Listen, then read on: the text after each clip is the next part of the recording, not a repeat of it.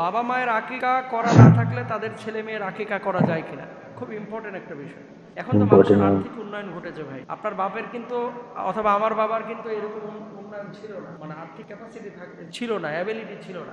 বাপের নামে দাদাই কোরবানি দেয় নাই বা আকিকা দেয় নাই। এখন ছেলে যে হয়েছে, ছেলে বাবা যেহেতু দেয় নাই, নিজের আকিকা নিজে দিয়া এটা সব পাবে কিনা? নিজের আকিকা যদি আপনি নিজে দেন আদায় হয়ে যাবে। তবে আকিকা ইন্নাল গুলামা মুরতাহানুন বিআকিকাতি, সন্তানের নিরাপত্তার জন্য আকিকা দেওয়াটা জরুরি। আল্লাহ তাআলার বিশেষ জিম্মাদারি লাভ করে। আকিকা দিবেন সপ্তম দিনে।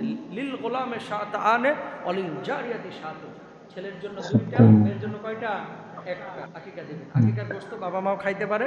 আর বাপ মার যদি আকিকা দেওয়া না থাকে, ছেলে মেয়ের আকিকা দেওয়া যাবে, কোনো সমস্যা নাই। তবে আকিকাটা কুরবানির জন্য অপেক্ষা করবেন না, সপ্তম দিনে দিয়ে দিন। বাপ মাও আকিকার গোশত খাইতে পারবে, ছেলে মেয়েরাও খাইতে পারবে। আর বাপ মার যদি আকিকা দেওয়া না থাকে, সন্তান সন্ততির জন্য আপনি আকিকা দিতে পারবেন।